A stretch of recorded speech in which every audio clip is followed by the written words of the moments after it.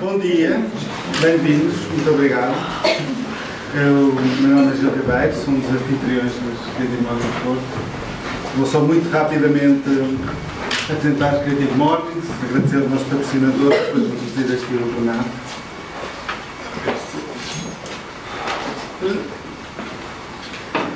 Bem, os Creative Mornings são um conceito desenvolvido pela Tina Rock, de Nova York, que basicamente foi uma maneira de realmente trazer as pessoas, a ideia de criar uma comunidade sem encontro de manhã, pelo fruto do pequeno almoço, e é um bocado esse o convite que nós fazemos aqui, senão é neste momento já um movimento global. Nós somos o 44º capítulo e com prazer somos o primeiro de Portugal, aqui no Porto. Pronto, isto é feito por voluntários, é um evento gratuito. Eu sou o rosto visível, mas também tem a Catarina, também tem o Tomás 180, também temos o Filipe e o Nuno, e uma série de pessoas, a Sofia está lá fora, o Tiago, o Miguel e o Bernardo que não está cá. Se quiserem acompanhar e ver, isto vai ser registado tanto em vídeo como em fotografia. Tem estes canais, mas também nós no Facebook vamos divulgar e na página. Antes mesmo de avançar, primeiro de tudo queria agradecer aos nossos patrocinadores que nos deram este espaço lindíssimo onde estamos, é o Botec. Queria agradecer à Fátima que nos tem estado a apoiar imenso. Queria agradecer ao Percurso que forneceu voluntários e materiais gráficos e que também fez todo o esforço para que este evento existisse. E não vou alongar nada mais. Só uma questão. Portanto, as Creative Mornings este ano começaram a ter um esforço de ligar os capítulos dos eventos que vão acontecendo nos vários espaços do mundo, terem algo em comum que partilham, e é um tema mensal, mas que é uma coisa que os convidados podem pegar ou podem não pegar.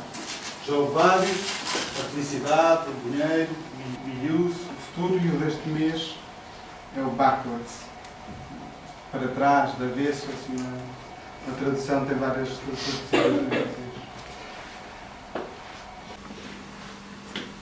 Hoje, o que aconteceu foi o pequeno almoço.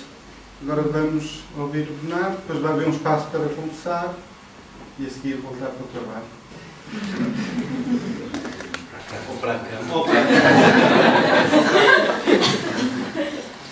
O Bernardo é um amigo que enquanto eu próprio crescia, tive o prazer de ver crescer. E que depois, enquanto eu estava fora de Portugal, vi explodir para um artista reconhecido. E é com emoção e com muito prazer que eu vos deixo ouvir o Bernardo Paixão. Sim, posso me sentar. Se calhar tira-se isto.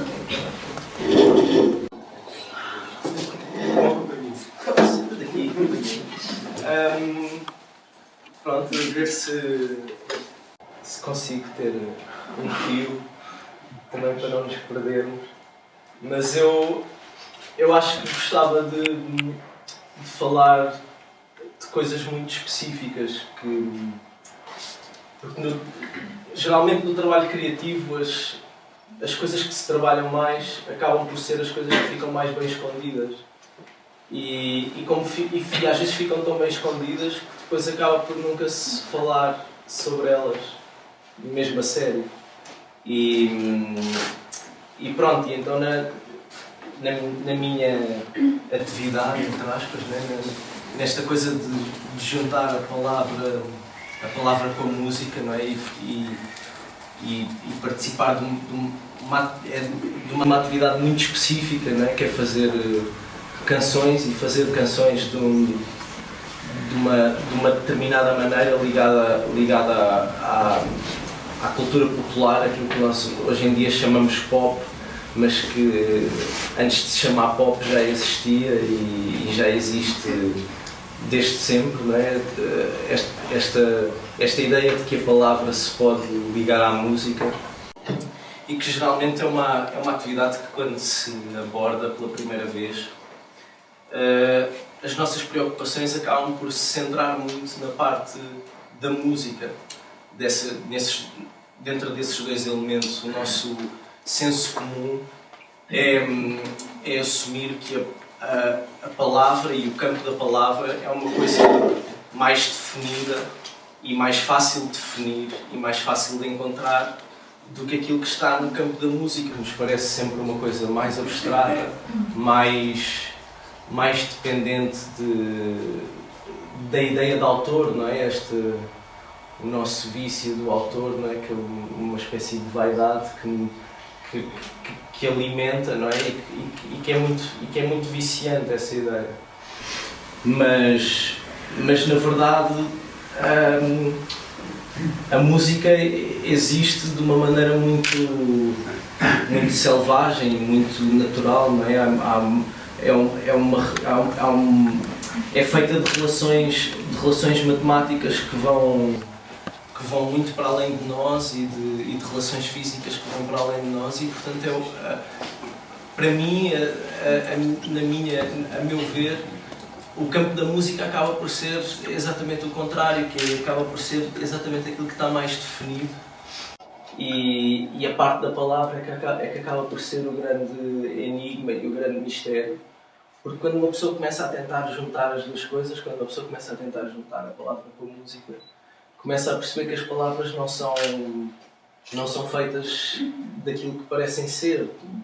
Nós temos uma formação escolar que nos deforma a nossa perspectiva do que é a língua, e começamos a esquecer do que é que significa realmente a ideia de língua materna e o conceito de língua materna, não é? E fala-se muito de cantar em português ou não cantar em português, e esses conceitos são conceitos que não se compreendem assim de um momento para o outro. Mesmo no próprio meio de trabalho eu começo a perceber que a minha língua não é a língua que eu aprendi na escola. Começo a falar, começo a tentar cantá-la e começo a perceber que a língua não é a língua que eu achava que falava.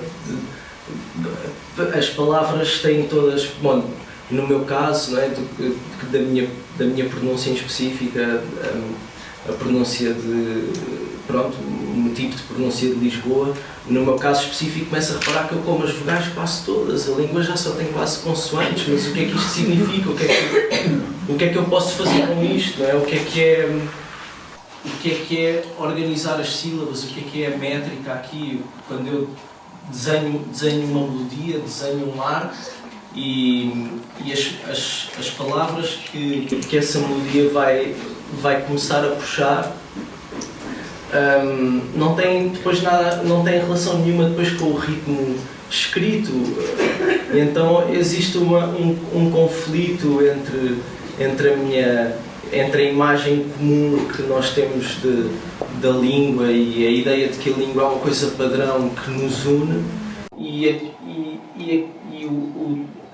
o tipo de embate com o individual que uma pessoa tem quando começa a trabalhar sobre isso mesmo a sério. Começa a estar a perceber de que as pessoas não usam todas as mesmas palavras, não usam todas a mesma construção, não usam todas as mesmas entoações, não falam todas da mesma maneira, as palavras não têm todas a mesma quantidade de sílabas quando falamos uns com os outros, e tu estás a juntar a palavra com música e estás a criar uma forma fechada, não é? Portanto, tens que estar a pensar na língua de uma maneira que não é pragmática, que é diferente da maneira do dia-a-dia. Tu não estás a tentar atingir um fim, não podes corrigir-te, não é? Não podes chegar a meio de uma canção ou ao fim, não é? Estás uma canção inteira a falar de uma coisa e chegas ao fim e dizes: afinal não era nada disto que eu queria dizer. Afinal o que eu queria dizer era não sei o quê. E acrescentas só e fazes uma frase no final, que é uma coisa que no dia a dia, linguisticamente, passa como uma borracha, não é?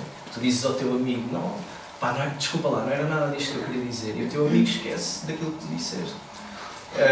E numa canção isso nunca vai acontecer, porque a forma está fechada, não é? Tu dizes: não era nada disto que eu queria dizer, dizes o contrário e de repente coexistem no mesmo espaço uma coisa e o seu contrário, e são as duas verdade, porque são as duas verdade na forma, a forma é que define o que é a verdade. E isto, pronto, parece assim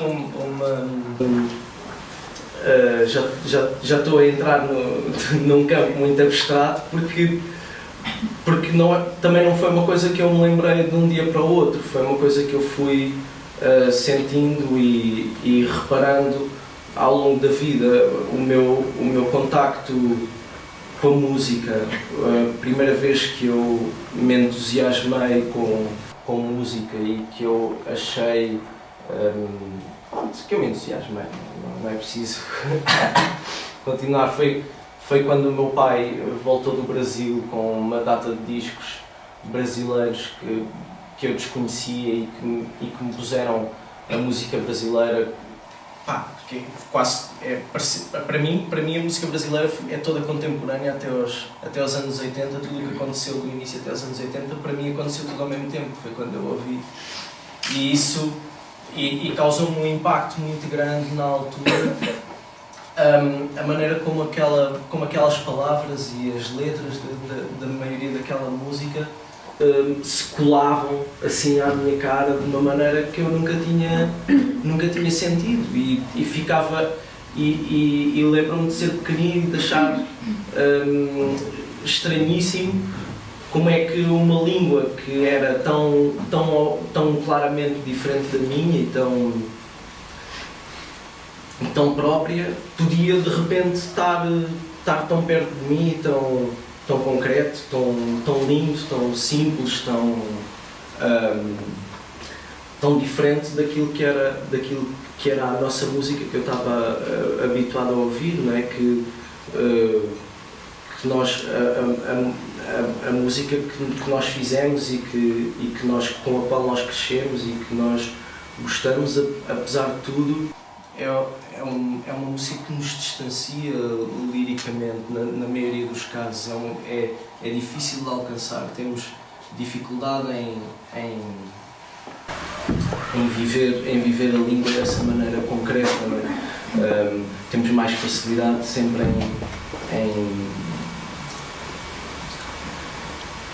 em vivê-la no abstrato, não sei explicar porquê, tem sido um dos problemas agora, mas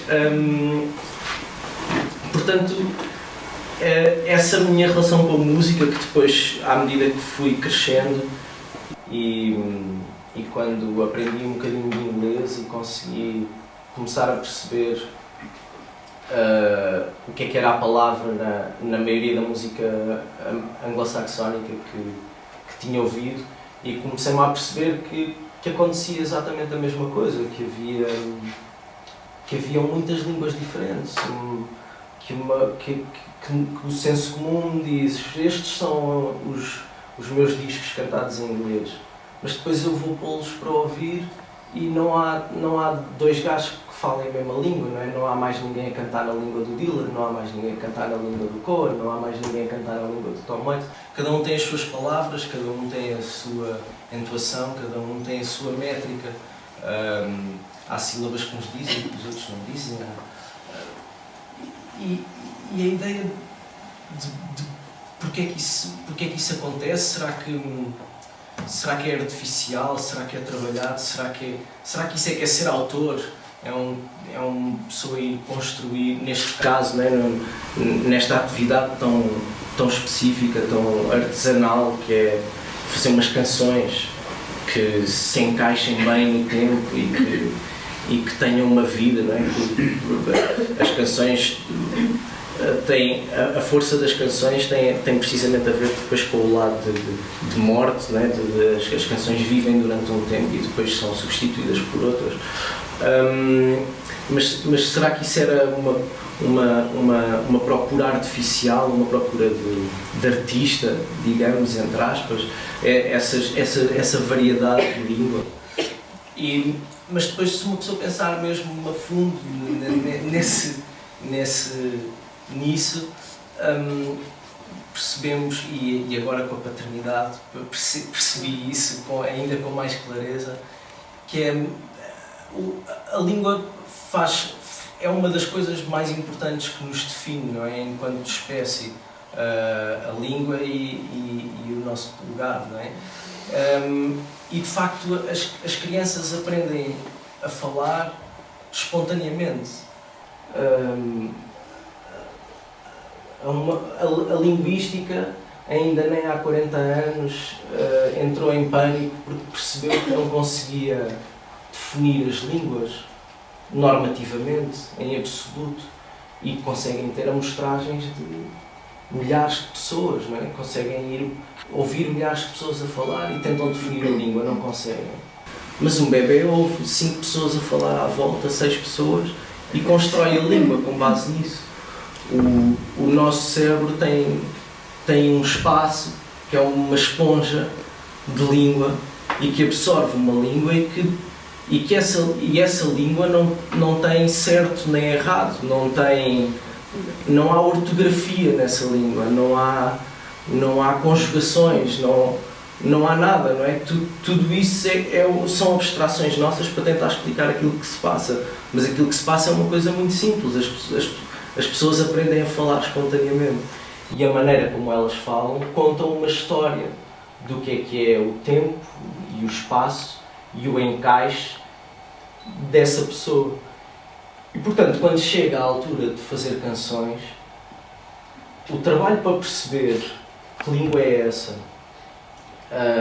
o caminho que se faz à procura o caminho que se faz num exercício que parece tão concreto, parece quase frio, acaba por para mim, na minha maneira de fazer as coisas, acabou por ser por significar o alívio da libertação do autor, porque eu desisto de estar à procura do autor, eu não preciso de procurar o autor, eu estou a juntar música com palavra. A música está aí, não é? É só pegar nela. E a palavra está aqui, não é? Portanto, também não, talvez a preocupação não deva ser se vou encontrar, mas só procurar aquilo, só conseguir perceber o que é encaixar, não é? Perceber o que é encaixar a língua, encaixar as palavras na melodia, encaixar porque é que acentua da maneira certa, não é? Que palavra, quando eu digo uma frase, qual é que é a palavra mais importante, não é? Se essa palavra é que é mais importante, essa palavra é que tem que cair na parte mais importante da melodia. Podes fazer, vou começar a ser cada vez mais específico, podes fazer uma melodia lindíssima, a melodia mais linda que tu já ouviste, mas depois queres pôr palavras em cima. Se tu, naquele ponto alto da melodia, onde aquilo dá tudo a volta, onde aquilo fica mesmo tudo brilhante e tudo importante, se pões lá uma proposição, ou um artigo, ou uma palavra que não significa nada, matas a melodia. E a perceberes-te disso, é uma espécie de milagre, é um alívio para aquilo que é o método de trabalho, não é? Porque tu começas a perceber que isto de facto é só acerca disto, porque não vou estar preocupado se estou a falar de coisas muito interessantes ou pouco interessantes, não é? Porque não é esse o meu papel, não é ser filósofo, não é ser repórter, não é dar novidades, não é nada disso. Da mesma maneira, as coisas mais simples do mundo, quando ficam todas no sítio, quando ficam todas encaixadas, ganham um brilho e um interesse que aparentemente não tinham lidas. E então todo o trabalho acaba por ficar resumido a isso, resumido a perceber qual é que é essa língua que eu falo, como é que eu construo as frases, pá, e de uma maneira muito preto no branco, como é que eu vou conseguir cantar exatamente como falo. E cantar exatamente como falo não tem nada a ver com cantar em português ou com cantar noutra língua qualquer. Porque eu não tenho qualquer amor à língua pelo nome que ela tem. A minha relação com a língua tem a ver com o meu dia-a-dia, não é? E com a minha vivência e com eu conseguir perceber que a língua materna é aquele corpo onde eu consigo dominar todas as subtilezas.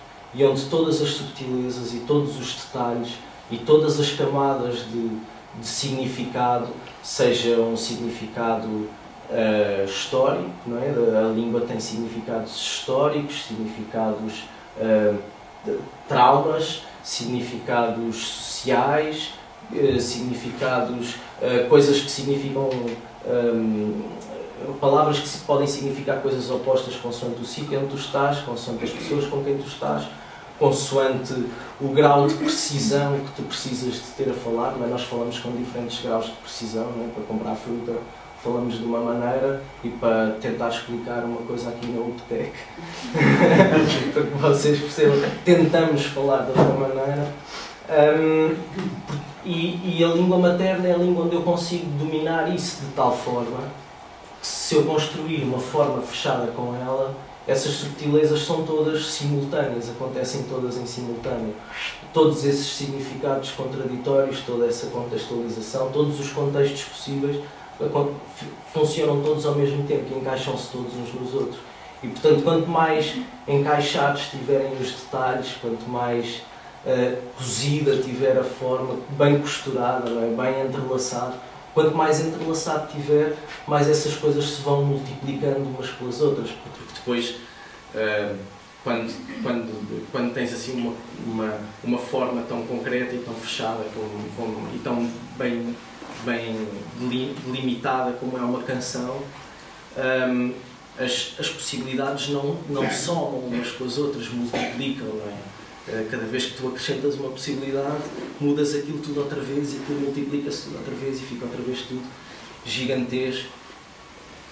Mas depois o problema é este exercício do encaixe e que em mim se transformou numa obsessão pela métrica e obsessão por perceber bem o que é que, onde é que as sílabas se dividem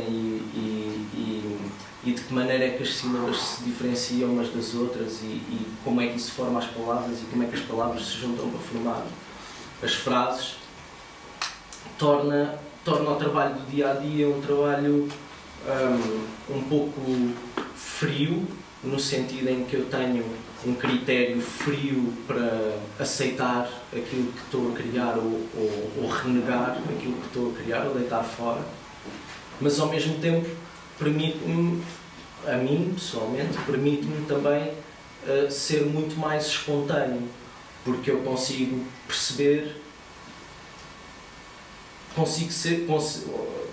consegui treinar, porque não é uma coisa que aconteceu de um dia para o outro, mas consegui treinar a ligar a melodia à palavra de uma maneira cada vez mais natural, cada vez mais ligada com a minha própria oralidade, cada vez mais natural é a melhor palavra, cada vez mais natural, e portanto isso torna o trabalho criativo muito espontâneo, porque a certa altura a música começa a puxar, a fazer-se por si mesma, não é? Porque eu já não estou preocupado se tenho que encontrar a minha cena ou se tenho que... Isso não existe, não é? Nesse aspecto,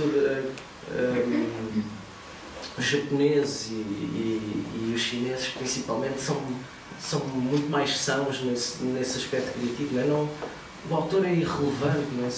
É só um gajo, faz-se isto há tanto tempo, não é? Fazem-se canções há tanto tempo, que uma pessoa não se pode esquecer que é só um gajo. não há nada para além disso, não é? E portanto,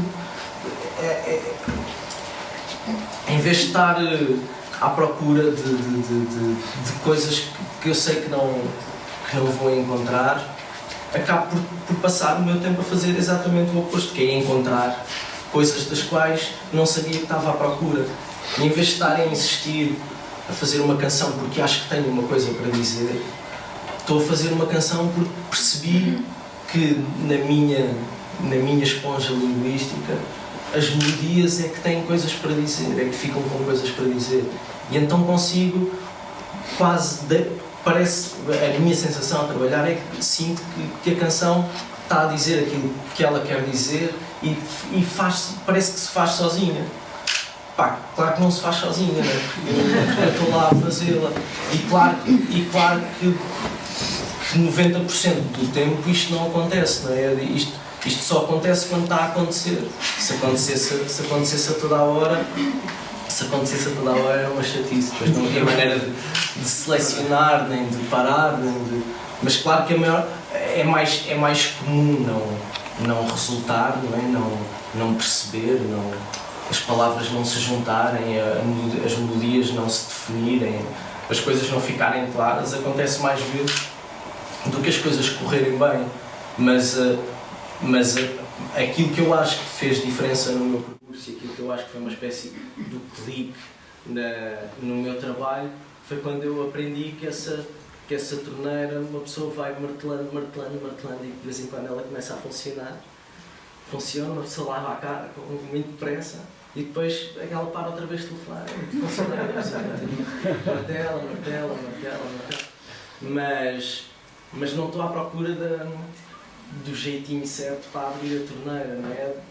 Já percebi que aquilo, pronto, foi feito para abrir e abre-se sozinho, não é? E é um bocado, nunca deixa de ser um processo um bocado enigmático, mesmo que tentemos desmanchar tudo por peças, mas precisamente por ser enigmático é que eu tento concentrar-me em coisas muito óbvias, muito sistemáticas e em perceber muito bem e em ter as coisas mesmo muito bem encaixadas. Isso é que eu sou bem lixado com isso. Chatei os meus amigos todos para dizer não, estas coisas têm que estar bem encaixadas, não é? Porque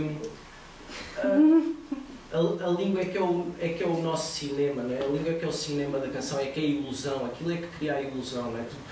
Se estás a ver um filme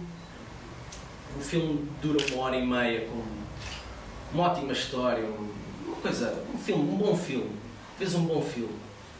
A meio do filme há uma cena em que durante 5 segundos vês uma pontinha de uma perche aparecer no ecrã.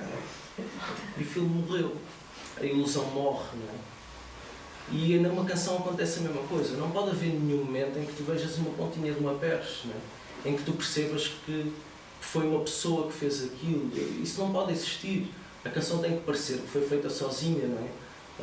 As palavras têm que parecer que tiveram sempre coladas àquela melodia, que nunca existiram de outra maneira, e a melodia também nunca existiu sem elas. E esse trabalho, isso é que dá trabalho, não é? O que dá trabalho é as coisas baterem todas certas e os detalhes estarem todos certinhos. E isso é que depois faz com que a ilusão brilhe mesmo a sério. Às vezes basta haver um fiozinho que não está mesmo bem no sítio e pronto, aparece a perche, já foi tudo à vida, não é? Começas a perceber que aquelas personagens não existem, não é? É só um desenho do tipo e isso é que acaba por fazer a diferença, fazer mesmo a diferença para mim, não é? Porque depois, quando a canção está acabada, aquilo está tudo encaixado, portanto eu próprio posso deixar de pensar no encaixe, eu próprio posso entregar-me finalmente ao êxtase selvagem, não é? Da música, que é aquilo que no fundo, isso é que é o motor, não é? Isso é que é a força motriz que sempre foi de se fazer música, não é? Há um êxtase, é um tipo de êxtase, um tipo de emoção transversal, não é? Uma coisa de espécie, não há qualquer questão acerca disso, mas para me entregar a isso é preciso esquecer de que aquilo foi feito. E pronto, e é isso, é um mecanismo concreto de trabalhar.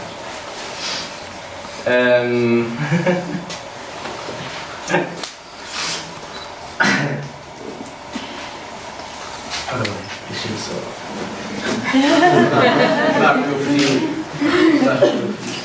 Não, é difícil. É esta hora. Pronto. Conselho principal. É esta hora nunca se faz nada.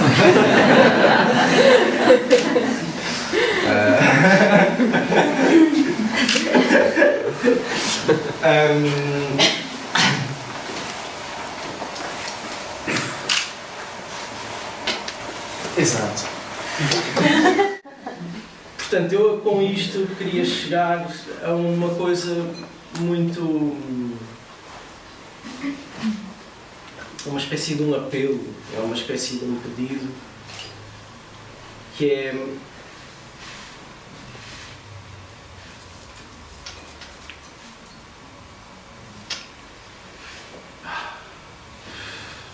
Enfim, começar as frases é sempre mais difícil.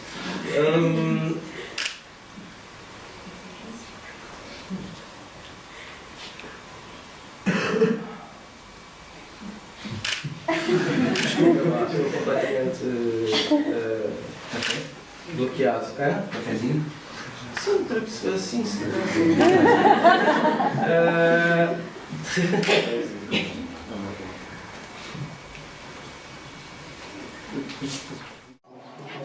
Sim, é isso.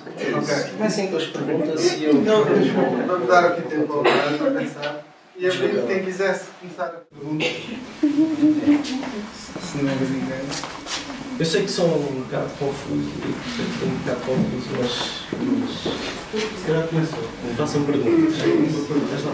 Aliás, uma era sobre.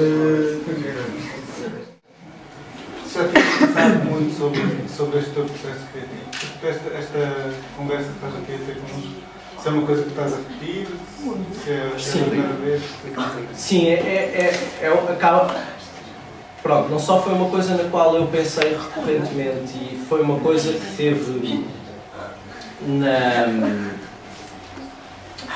foi uma coisa que teve um bocado na gênese de eu querer fazer as canções, porque em parte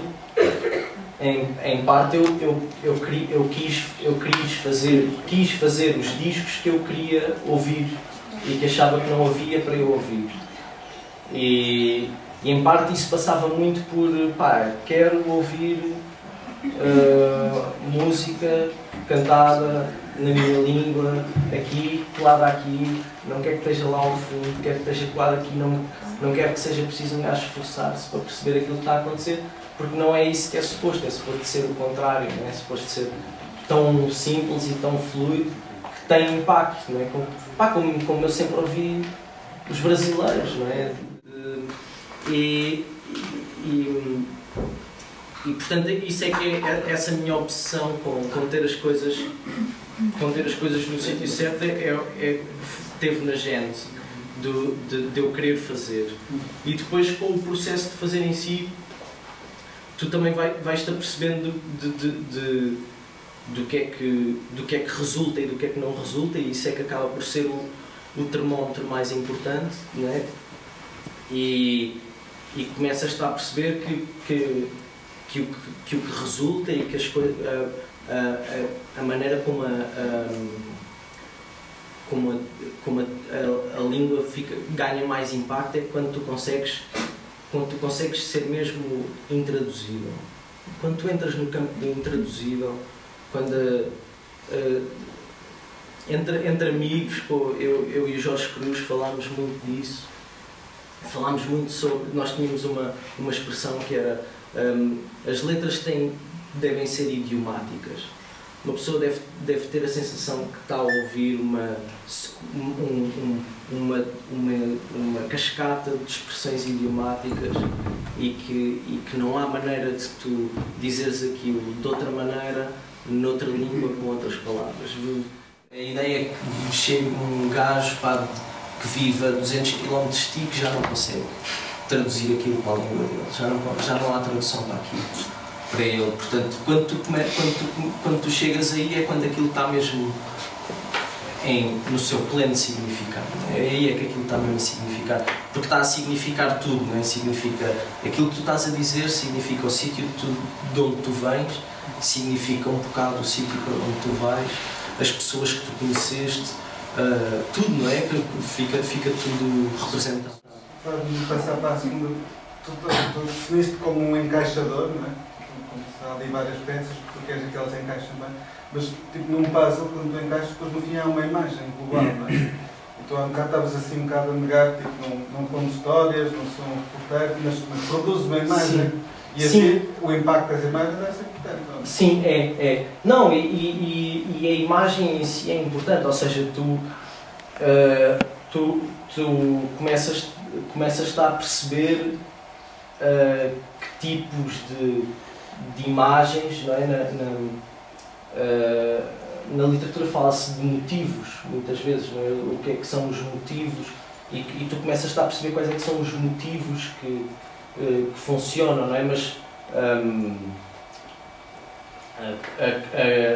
a grande libertação da cultura brasileira é quando um brasileiro que estuda em Coimbra escreve na minha terra tem palmeiras onde canta o sabiá.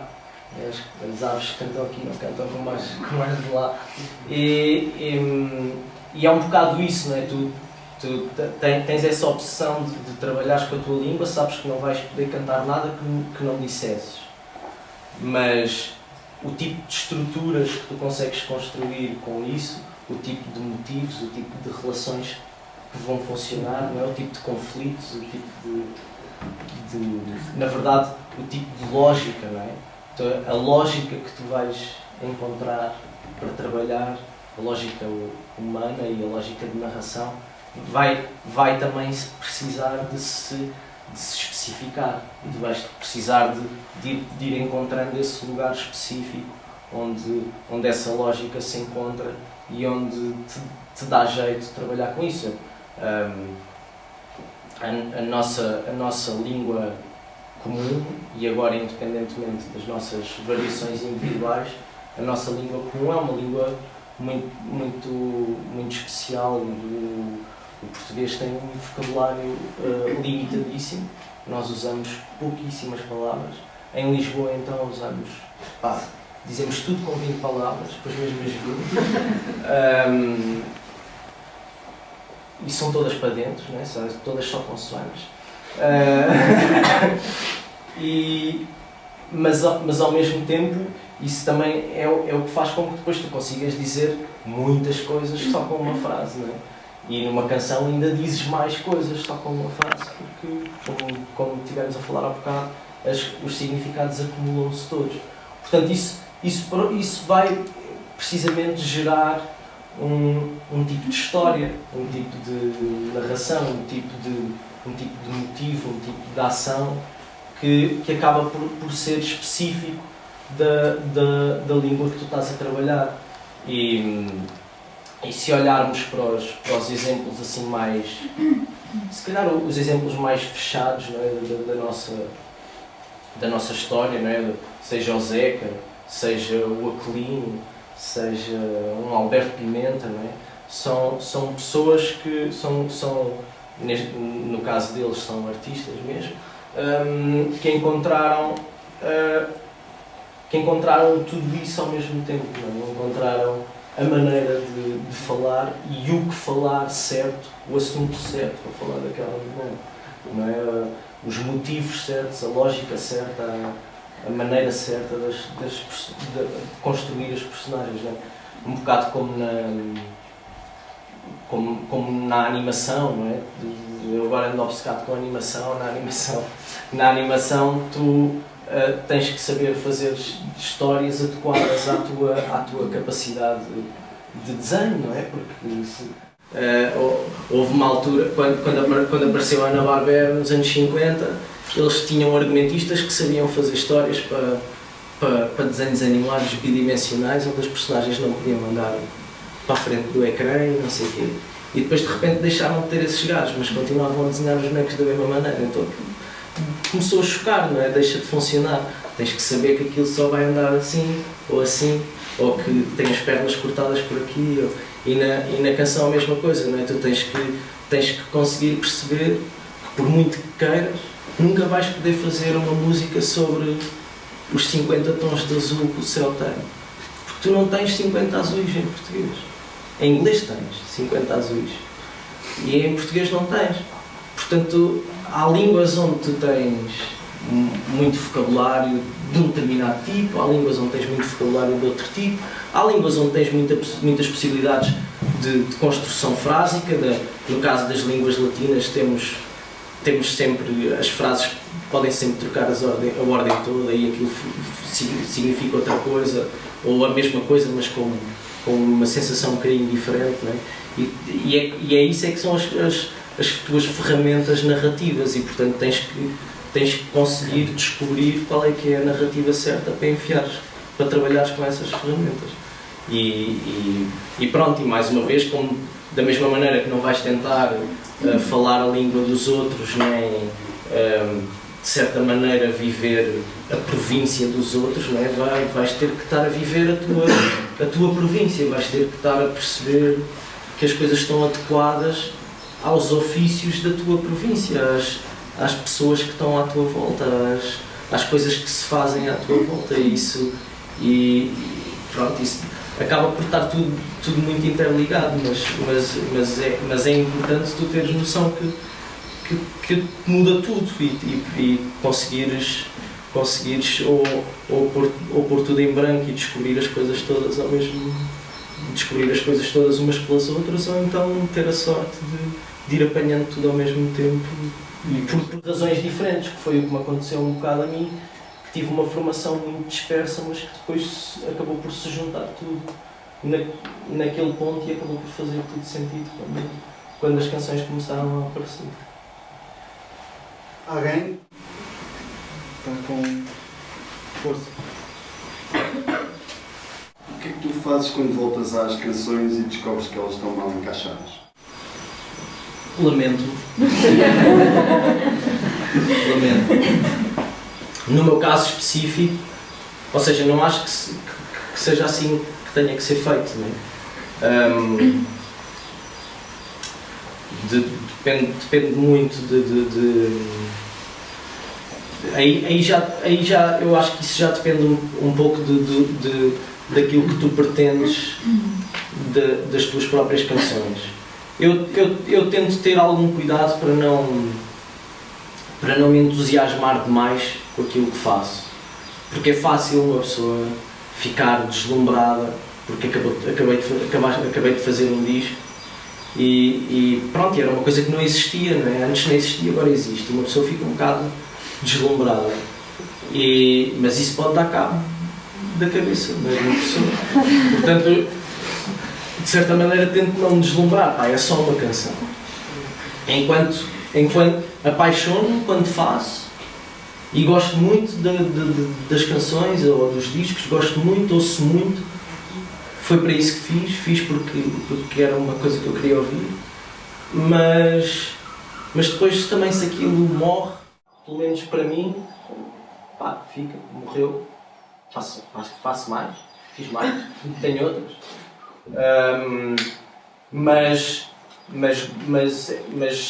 não quer dizer que não gostasse também de fazer o contrário, porque é sempre interessante alterares o método, principalmente quando, como eu, arranjaste um mecanismo de eliminar o autor. Portanto, não estás preocupado com isso. Eu sento-me ao piano e não estou preocupado se aquilo está a soar a fachada ou não.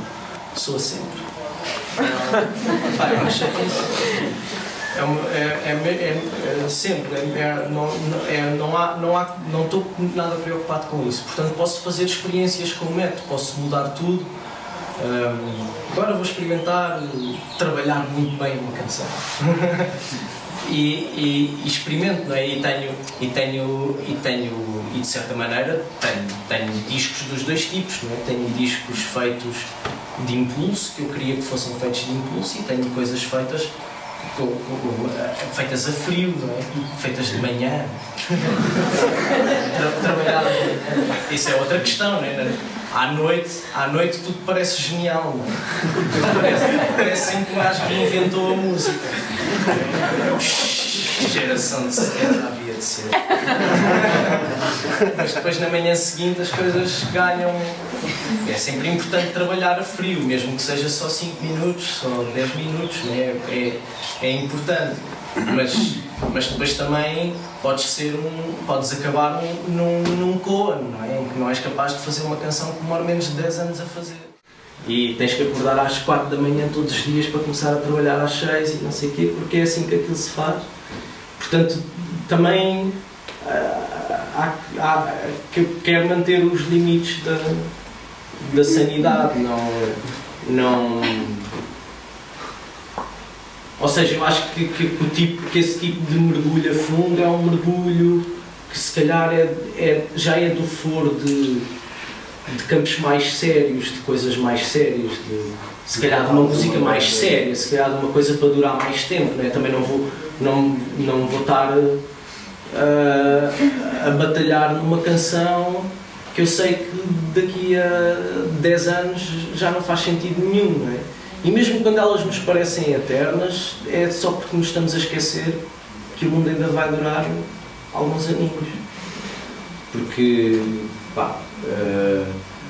para todos os efeitos, por muito que eu adore o Zeca, eu sei que os meus netos não vão perceber uma palavra do que ele está a cantar. E vai ter que haver outra música para eles ouvirem. Não é obrigatório que eles precisem de ir ouvir a mesma. Principalmente num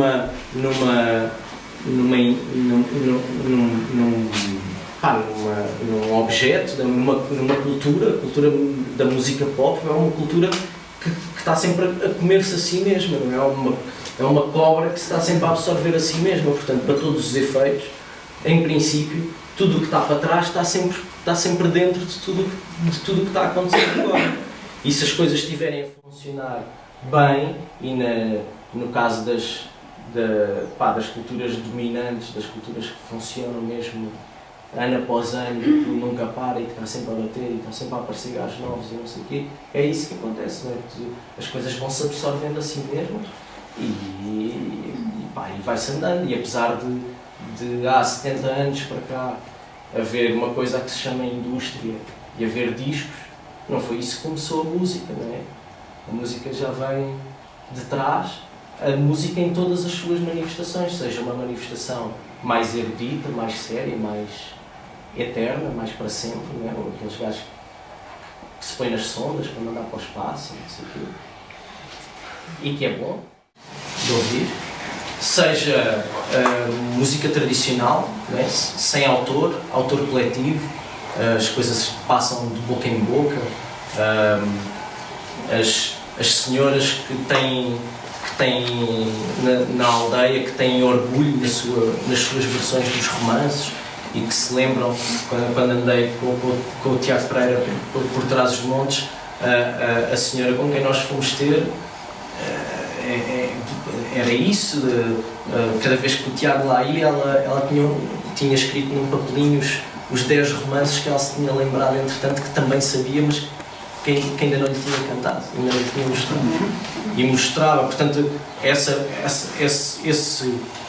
esse caminho tradicional que é um caminho que é uma linha histórica que se consegue desenhar quase até lá aos confins de sei lá o quê, também sempre existiu. E uns gajos a fazer umas canções de aldeia em aldeia sobre aquilo que estava a acontecer, sobre um político que andava a fazer as neiras na altura, sobre um tipo de relação familiar que estava na berra na altura, sobre qualquer coisa. Isso também sempre existiu, não é? E sempre foi absorvido ou consumido e substituído. E é isso. Acho que já me esqueci da pergunta, portanto já me Eu também não mando. fui confuso. Desculpa. Tá bom. Mais algum? Eu tenho uma pergunta. O que é que te inspira enquanto compositor? Buscas inspiração em quê? Onde?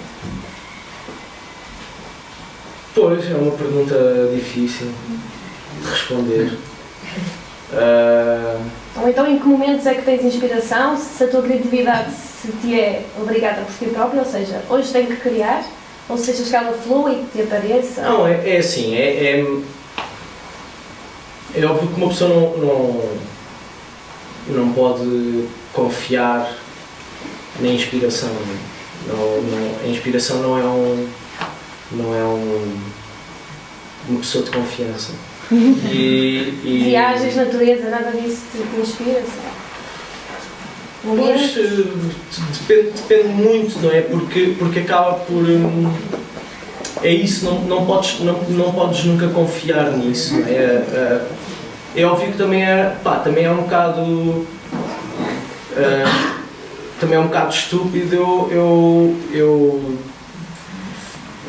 fingir que sou um descrente e fingir que todos os dias são iguais. Não é verdade, os dias não são todos iguais. Não é? Há dias em que uma pessoa tem mais predisposição e especificamente quando já se fizeram muitas canções, é mais fácil reconhecer esses dias. Tenho alguma facilidade em reconhecer os dias em que vou ser mais produtivo. Mas isso só torna tudo muito mais frustrante, porque a possibilidade de eu ter tempo para trabalhar nesses dias não é absoluto. Portanto, a verdade é que uma pessoa está a trabalhar diariamente e no caso de atividades que implicam um exercício que é físico e que é constante, neste caso a relação com as mãos, não é? da música, por cada dia que passo sem tocar, ando 3 dias para trás. Portanto, eu se estiver sentado na sala com a minha família durante 15 dias a pôr-me a par da temporada nova de uma série qualquer, posso acordar um dia com a sensação de como dizia o meu mestre Pimenta, com a sensação de que se vai fazer a obra-prima. Mas como não me sentei ao piano nos últimos 15 dias, essa sensação não adianta de nada, porque eu chego ao piano, toco 5 minutos e começa-me a doer o ombro, depois começa-me a doer não sei o quê, depois começa-me a doer as costas, depois já não consigo estar sentado. Depois começo a pensar em todas as coisas que podia estar a fazer e que as pessoas estão a fazer na rua e eu estou a sentar. Portanto, é uma coisa que acaba por não adiantar e acaba por ser um dia não produtivo, não é? Apesar de tudo,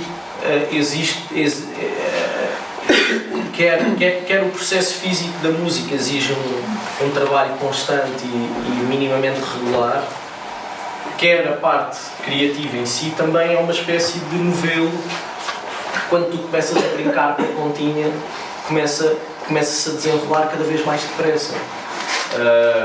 Não é assim de hoje estou cheio de vontade de brincar com o novelo e puxas logo aquilo, não é assim, não é? Ainda se perde uma boa semana à procura da ponta e depois começar a puxar aquilo e depois aquilo está cheio de nós lá dentro, é preciso estar sempre a desatar os nós e continuar a puxar.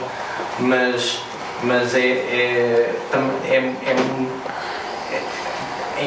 o que eu quero dizer com isto é que em parte a inspiração procura-se, não é? Procura-se, treina-se, procura-se não, encontra-se, treina-se, insiste-se, não é? É um trabalho de insistência, apesar de tudo, é um trabalho de muita insistência, porque eu eu acho que não tenho nenhuma canção que tenha sido feita de uma vez, não é? Que tenha sido feita de uma inspiração. De uma inspiração só. É sempre complicado, porque quando está a sair qualquer coisa, sai qualquer coisa, mas isso que está a sair tem um fim, é finito. Depois a criatividade fica cansada. Já faço 5 versozinhos e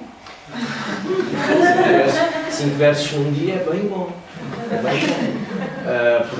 Porque a média é muito abaixo disso, não é? A média é passar uma semana em que toco 35 horas e penso naquilo, mais as outras 50 e mesmo assim não resulta nada.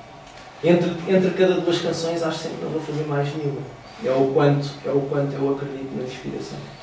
E já fiz algumas. E continuo a não confiar que vou fazer mais. Bem, os Creative Mornings estão para encaixar com os dias de trabalho. Sim. Agradecer ao Bernardo.